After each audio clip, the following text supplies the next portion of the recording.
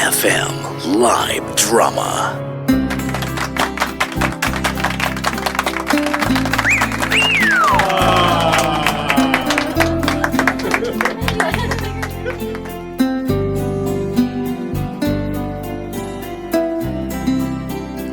Hello mga idol! Itago niyo na lang po ako sa pangalang Marie. 29 years old, isang civil engineer na nakatira sa Malolos, Bulacan. Hindi ako breadwinner mga idol. Pero hindi rin naging madali yung pagpapalaki sa amin ng kapatid ko. Lumaki kasi ako na malayo yung mga magulang namin eh. Dahil isa po silang OFW. At growing up, hindi sila present sa buhay namin ng kapatid ko mga idol. Puro padala lang ng pera at balikbayan box. Pero bibihira lang namin silang makasama mga idol. Kaya nga ngayon nagtatrabaho na ako.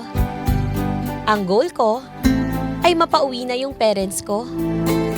Para naman sa ganon, makapag-retire na sila sa old age nila mga idol. Maraming salamat po sa pagtanggap ng kwento ko. Muli ito po si Marie. And I thank you.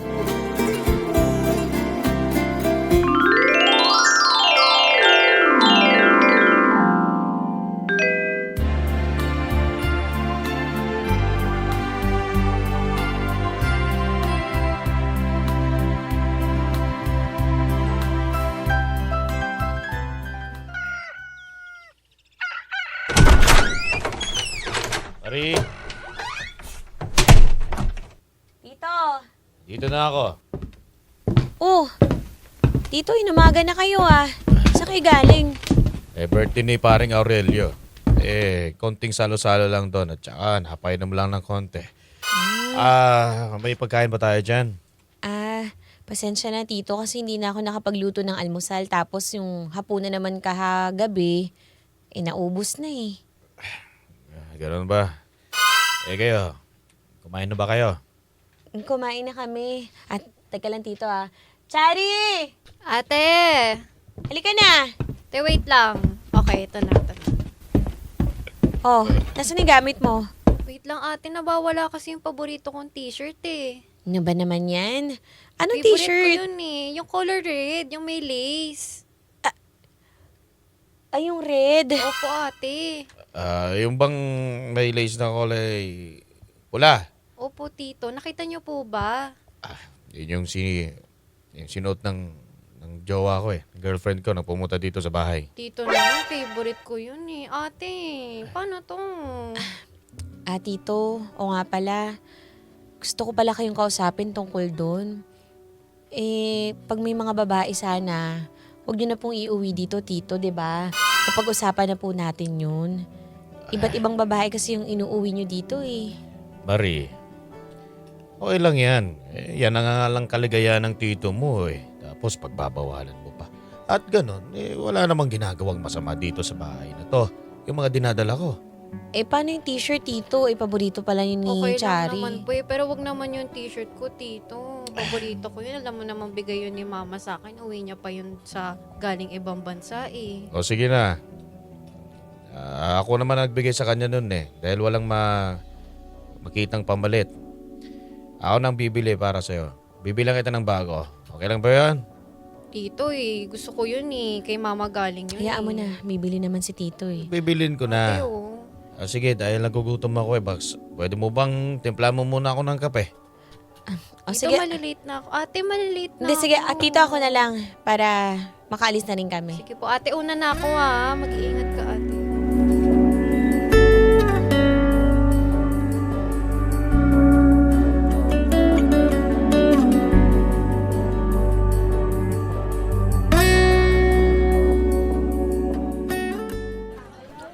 Uy, kanina, masyado kang sumasagot kay Tito ah. Ate, sorry. Paborito ko yun eh. Hayaan mo na. T-shirt lang naman yun eh. Alam mo si Tito, ganun-ganun lang yun. Pero baka mamaya magsumbong pa yun kay la mama. Paano Balagbag yun? ka na sumagot. Paano yun, ate? Alam mo naman na hindi alam nila mama yun eh. Kaya nga, basta ang sinasabi ko lang, kahit papano, huwag mo nang sagot-sagutin si Tito. Tsaka pagka utusan ka niya, timpla ng kape, timplahan mo. Para kasi iniiwasan mo siya eh. Sige po ate, pasensya na rin. Tsaka, pagka may babae sa bahay, umalis ka na lang ha.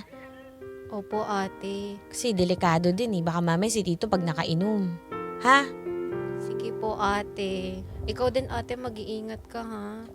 O sige, ingat ka sa biyahe mo ha. Okay po ate, bye-bye ate.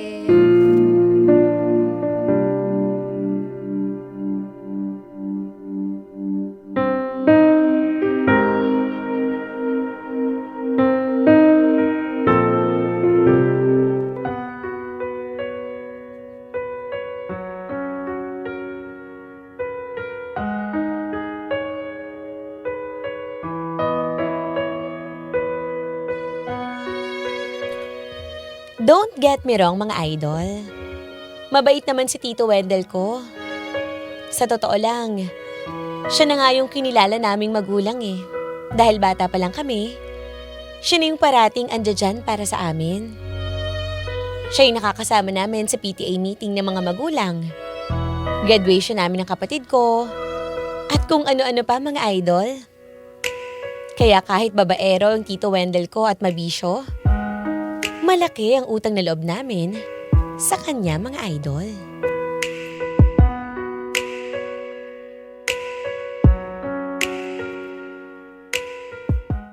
Nako, Marie, congratulations! Uy, salamat ha. Mukhang deserve mo talaga yung promotion. Kaya nga alam mo, nakakahiya nga kasi yung mga senior natin nakatingin sa akin eh. Parang di sila masaya. Nako, dead mom mo lang na sila. Tsaka alam mo, yung mga seniors natin, daig mo pa yan ha. Talagang umarangkada ka talaga ng bonggang-bongga. Ang dami mga projects na natapos. Kaya ngayon nga yung kinakatakot ko, baka sabihin naman nila, alam mo na yung parang sinulot ko yung promotion, ganun. Nako! Alam mo, ikaw ang pinakakilala ko talaga na engineer na sobrang deserve ng promotion. Huwag mo lang silang intindihin ng bonggang-bongga, ano? Talaga ba? Oo. Kasi bata-bata ko pa, diba? Sa akin binigay ni boss. Ha, sabi ko nga, the youngest engineer na deserve ng promotion. At teka lang, bakit nga ba masyado masipag? At sino bang inspirasyon mo, motivation mo sa buhay? Alam mo naman, di ba, yung magulang ko OFW. Gusto ko lang talagang mapauwi na sila dito sa Pilipinas eh.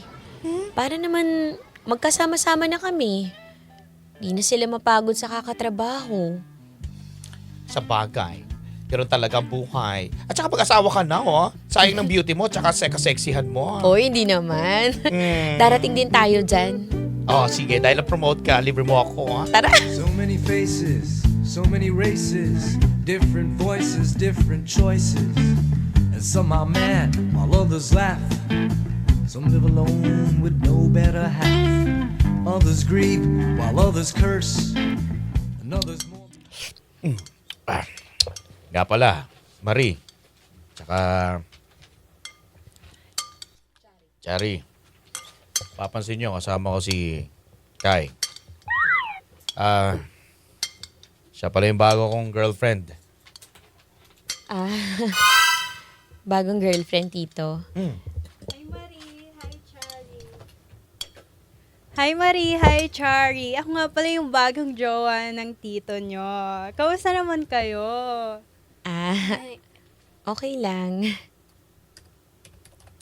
Alam nyo, pwede tayo mag-get together. Kamusta naman kayo? Oo, okay lang naman po ako. Saan po kayo nakatira? Actually, alam mo,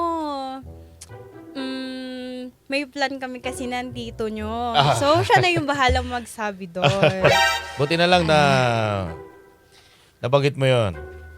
Dahil si Kai, pinagpalanuhan na namin, napag-usapan na namin dalawa na dito na siya titira sa bahay. Ano? Tito, dito titira si Tita Kai. Bakit po? Kasi, wala namang tayong kasama dito. Mas may makakatulong na magbabantay sa inyo.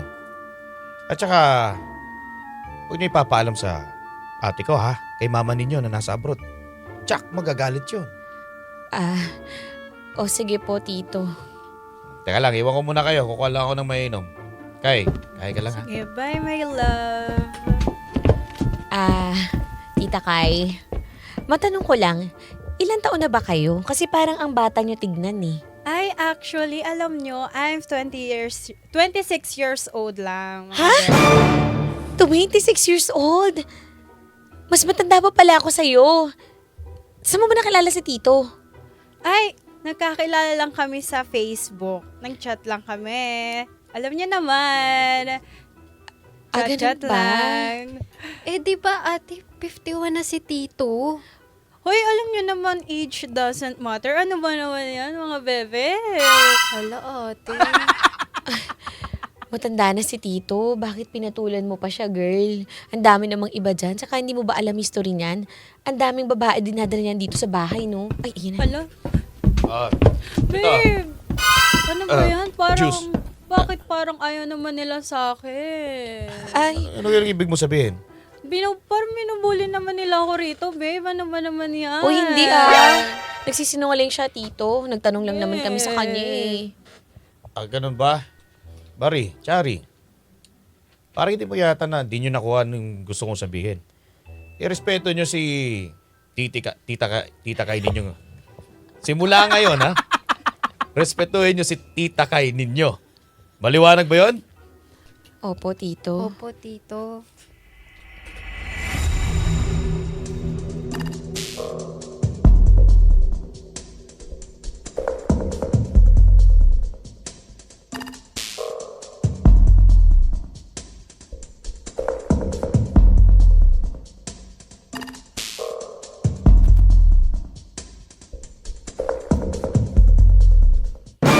Ano?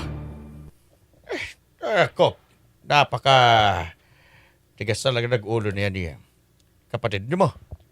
Eh, paano yun pa? Anong gagawin namin? Kasi, alam mo na, magagalit yung si Tito eh. Teka lang, kausapin ko lang si Deli. Deli, halika dito. May sinusumbong itong anak mo. Hello? Ma, kasi naman, si Tito, meron ng dinalang babae dito, tas sabi niya, dito daw titira. Ano? Bakit naman dyan pinatira? Sabi ko sa kanya, huwag magdadala ng babae dyan. Paano kayo? Asa na ba ang kapatid mo? Tawagin mo nga sa telepono. Tawag ka ni Mama.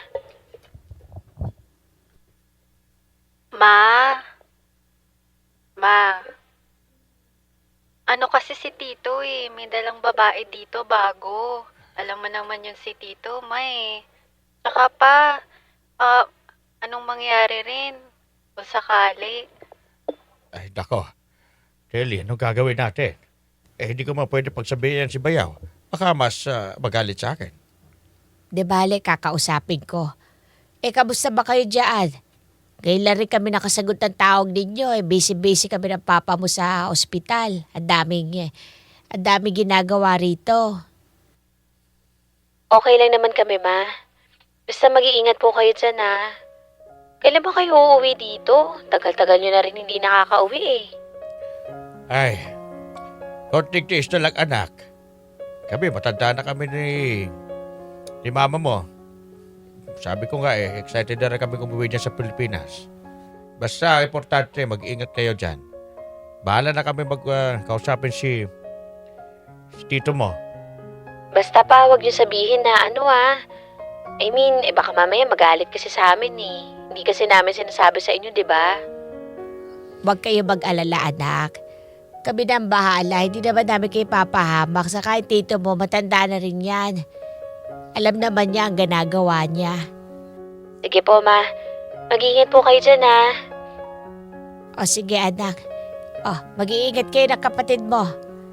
Babay na muna. Babalik na kami sa trabaho.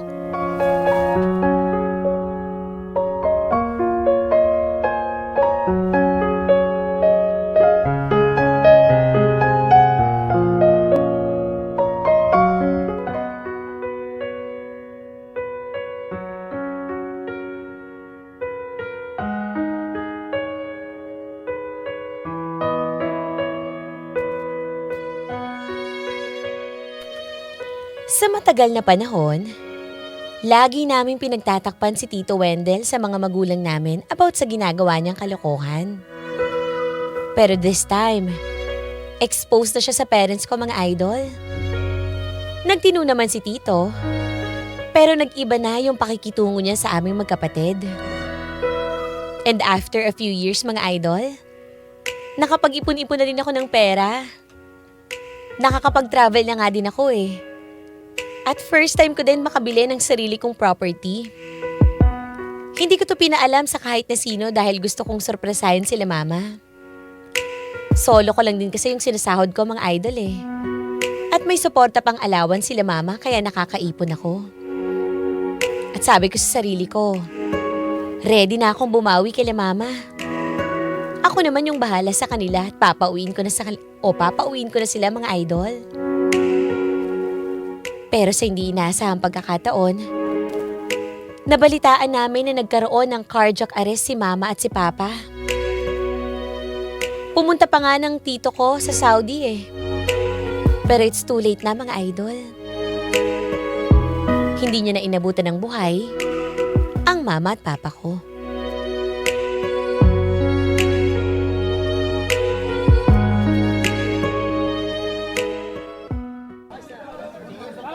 Nakikiramay kami.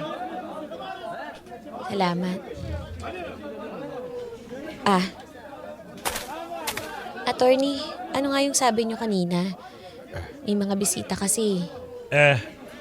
Kailangan ko lang na malaman yung kung kanino mapupunta yung mana ng yung mga magulang.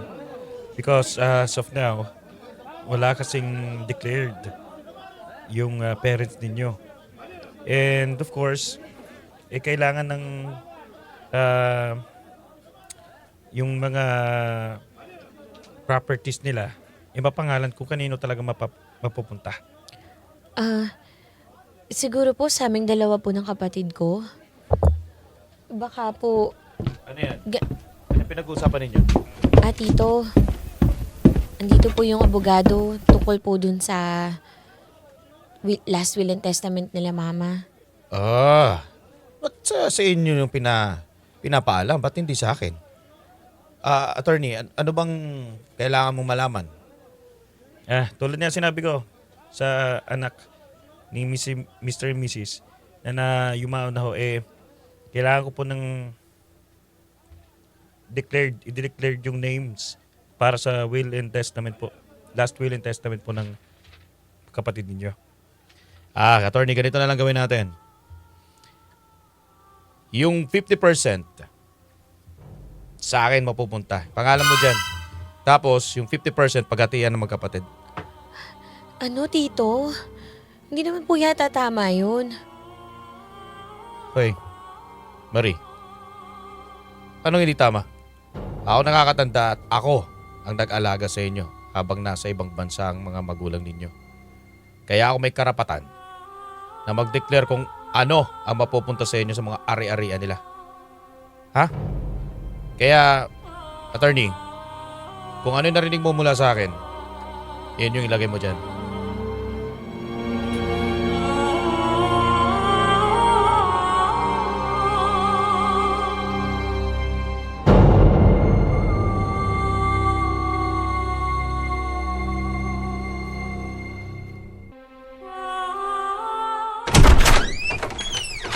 Lika dito, pumasok ka. Ano po, ate? Siguro dito na lang muna tayo tumira. Ate, ang laki nito. Sa'yo lahat to. Hindi naman. Medyo lang. Ang ganda dito, ate. Wala pa nga masyadong gamit eh. Pero sa totoo lang ayoko nandun sa bahay natin. Sigurado ako kukunin na yun ni Tito. Sigurado ako marami pa sa ari-arian nila mama yung kakamkamin niya. Okay lang naman ako dito, ate. Basta ikaw yung kasama ko. Lalo na, nung nawala si mama at papa, tayo na lang dalawa yung natira. Di ko akalain na magiging ganun si Tito. Masaya siguro, ate, kung kasama natin si mama at papa, no? Kaya nga eh. Kaso,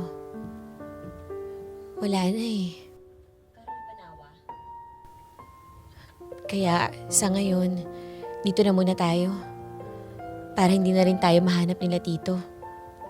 Huwag mo rin sasabihin kahit kanino ah. Opo, ate. Wala kasing nakakaalam ng bahay na to eh. Salamat, ate, sa mga hard works mo, ha. Talagang pinaghirapan mo tong lupa na nakuha mo.